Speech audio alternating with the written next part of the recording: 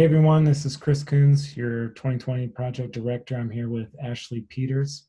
And we just want to acknowledge that in our 5 weeks together, there was the possibility that we would run into what I call a cultural moment. And it just so happens that this has been happening for the last few weeks and has kind of come to a head uh, early this week with the news breaking of the deaths and killings of Ahmaud Arbery and Breonna Taylor, and most recently George Floyd.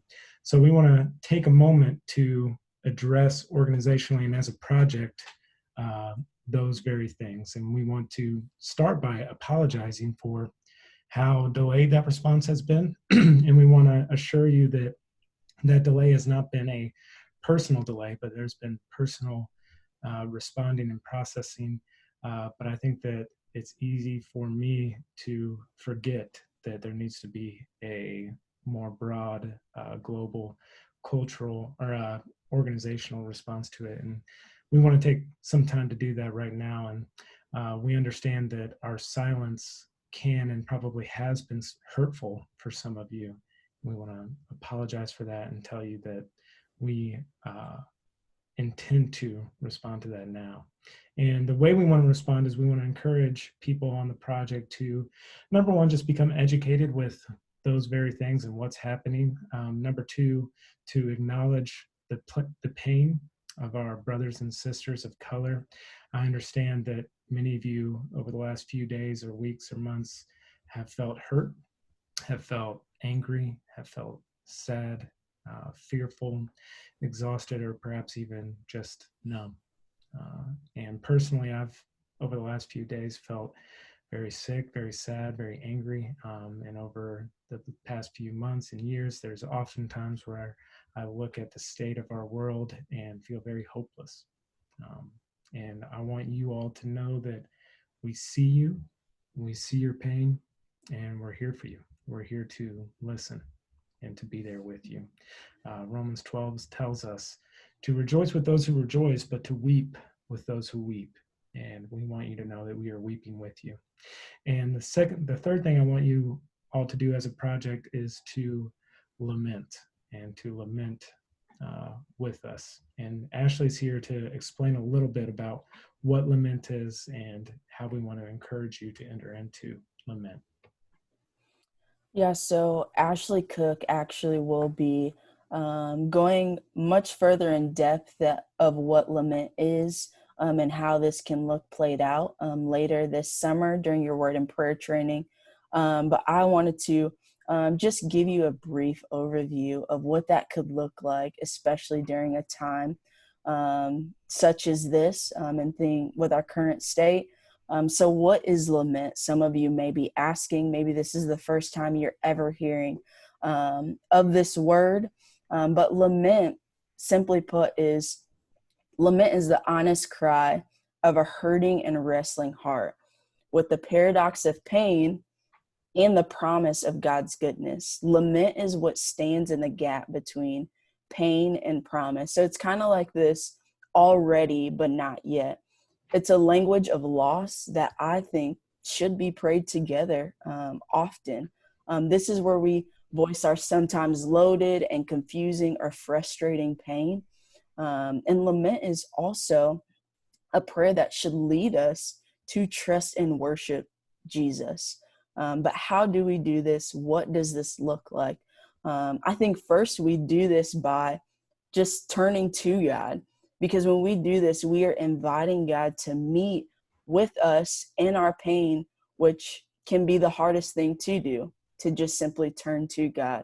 And when we do this, we offer up a humble complaint to Him by telling Him how we actually are feeling, why we're sorrowful, what it is that we're struggling with.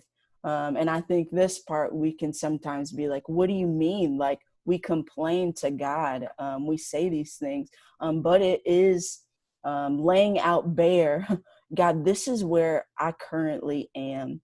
And I think by telling Him these things, we then move to asking Him boldly to act and trusting and committing to praising Him while we wait for Him to act. So first, I think this this can be helpful because it allows all of us to pause and look at the world around us, but also outside of ourselves, but also within ourselves, what it is that's going on in our own hearts. It can help because I think that lament deeply ministers to hurting people. It allows us, especially as a body of believers, to be a people of compassion and join with your minority brothers and sisters in their pain as we seek to weep with those who weep and love our neighbor as ourselves, as we've been talking about since the start of this project. Lament can offer a safe place for questions and struggles and fears that people have, all of us have, but specifically our minority brothers and sisters. And when a body of believers practice this and talk about this, I think that it communicates that people aren't alone in their grief, that there are actually people that want to meet them and grieve with them and be there for them. And together we can ask God to heal. Together we can ask God to move. And together we can ask God to redeem and change people in a way that only He can. And so we plead with God to act now, and to act justly and to act righteously in ways that sometimes we can't, or sometimes we just simply don't. And I think my personal experience with lament has been one of learning and growing, because even as I stated before, that first simple part of just simply turning to God can be very difficult for me, because it makes me feel vulnerable, and I am constantly battling and fighting with this deep desire to want to be loved, and want to be accepted. And so when I feel as though people, this world isn't doing that for me, I often can feel surely God also doesn't love, also doesn't accept me. Yeah. And so it's this constant battle of um, turning to God, laying out bare those things of how I feel. God, I don't feel loved. I don't feel accepted, not just by this world, but by you. And complaining, but then asking God that He would um, do those things for me, that He would do those things for other people that are alongside of me as well. And so some of you, maybe you're hearing these things and you're like, I haven't experienced great loss before, but some of you in here, you have experienced great loss. And maybe this has stirred up a lot of things and emotions in you, as Chris stated before. And I want, again, to let you know that you aren't alone in this. And maybe you feel that from us or from the people in this group. But if nothing else, I want you to know that if you don't think that we see you, God sees you. And so I pray and hope that you will turn to Jesus, that all of us will lament over the brokenness and the things that are not right in this world, because they're not how God intended for them to be. Yeah, that's really good.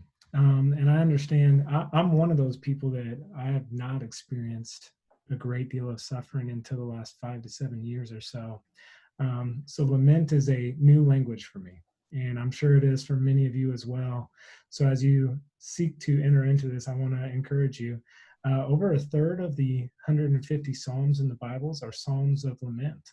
Um, so we want to encourage you to read those. And I've written a sample lament for you to use if you want to literally just pray these words or use it as a guide to spend time in lament. I want to share that with you right now. It says this: How long, how long, O Lord, shall this continue? How long will our brothers and sisters lie dead and you not act? How long shall our cries bellow out and you not listen? Some days we eat the tears of sadness, morning, noon, and night. Others we are simply too numb to cry, too numb to feel. How long must we wait for your justice? And yet, and yet, you are the righteous one, the great King over all the earth. You hear the cries of the oppressed, and you are near to the brokenhearted. We shall see your judgment on those who would destroy your image bearers. You look down in judgment on the wicked, on the evil. There will be justice in your heavenly courtroom. Please appoint the just in our earthly courtrooms. May the blood of those persecuted for their skin color cry out and reach your ears. We trust in you. We trust in you to do what is right and good. We can smile in the face of disaster, for we know you see. Though we mourn, the mourning of the righteous will turn to laughter. Not so the wicked. Your people will see your face, and for that we will wait. We will wait. We will wait for you, O Lord. So I wanted to share that with you just as a way to enter into lament and to be a part of this with other people, as Ashley was talking about. And we intend to send you an email later today with that lament contained in it, if you'd like to use it, but also just with other resources as a way to continue processing this and be a part of this conversation. So some of those other resources that will be in that email is there will be a song that a band called Poor Bishop Hooper has written about Psalm 4, which is one of those lament psalms. So we want to encourage you to read that psalm, listen to that song, because empathy is a learned skill. And part of empathy is an emotional attachment to it. And nothing really connects with our emotions more than music. So use that music as a way to stir up your emotions that you might empathize and attach with other people. The other thing is an article called 75 Ways White People Can Be Involved in Racial Justice Today. And when we look at our history as white Christians in the white church, we have typically failed our brothers and sisters of color in how to respond and how to care for them. I've heard one person say that our state of race in our country will change when it stops becoming a Black issue and becomes a white issue that we address and we take ownership of. So if you read that list and you see on there things that you just simply in your conscience don't agree with or can't be involved with, that's fine. Don't do those things. Pick some of the other 75 ways to become involved in the fight for justice in our country. And then the final thing is there's an article in there on righteous anger. I think that as Christians, we can often feel like anger is wrong and sinful, but the Bible doesn't paint the picture that way. And that article is helpful in how to walk you through that. So that email is coming soon. If you have any questions or you want to talk about this, you can DM me through the GroupMe, or you can just text me or call me. My number is 317-410-9224. I'd be happy to respond to you. And if you have any questions, again, feel free to ask. Thanks, Ashley, for your time, and we look forward to seeing you guys tonight.